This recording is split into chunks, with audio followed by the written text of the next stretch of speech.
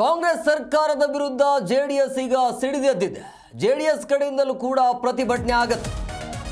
ಕಾಂಗ್ರೆಸ್ ಸರ್ಕಾರದ ವಿರುದ್ಧ ಜೆಡಿಎಸ್ ಕಡೆಯಿಂದ ಪ್ರತಿಭಟನೆಯನ್ನ ಮಾಡೋದಕ್ಕೆ ಜೆಡಿಎಸ್ ನಾಯಕರು ಮುಂದಾಗಿದ್ದಾರೆ. ಜನ ವಿರೋಧಿ ಕಾಂಗ್ರೆಸ್ ಸರ್ಕಾರದ ವಿರುದ್ಧ ಹೋರಾಟ ಇರುತ್ತೆ ಅಂತೇಳಿ ಹೇಳಲಾಗಿದೆ.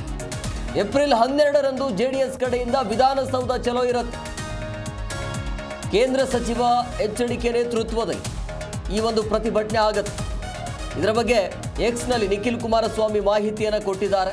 ಕಾಂಗ್ರೆಸ್ನ ದೂರಾಡಳಿತಕ್ಕೆ ದಿಟ್ಟ ಉತ್ತರ ನೀಡಬೇಕಿದೆ, ಈ ಹೋರಾಟಕ್ಕೆ ಕೈ ಜೋಡಿಸಿ ಅಂಥೇಳಿ ಮನವಿಯನ್ನು ಮಾಡಲಾಗಿದೆ. ಪಕ್ಷದ ಮುಖಂಡರು, ಕಾರ್ಯಕರ್ತರು ಹಾಗೂ ಎಲ್ಲ ಜನಸಾಮಾನ್ಯರು ಹೆಚ್ಚಿನ ಸಂಖ್ಯೆಯಲ್ಲಿ ಪಾಲ್ಗೊಂಡು ಅಭಿಯಾನವನ್ನು ಯಶಸ್ವಿಗೊಳಿಸೋಣ ಅಂತ ಎಕ್ಸ್ ಮುಖಾಂತರ, ಟ್ವಿಟರ್ ಮುಖಾಂತರ ಪ್ರತಿಭಟನೆಯ ಎಚ್ಚರಿಕೆಯನ್ನು ಕೊಡಲಾಗಿದೆ. 12ನೇ ತಾರೀಕಿಗೆ, ಇವತ್ತು 10, ನಾಳೆ ಅಲ್ಲ ನಾಡಿದ್ದು.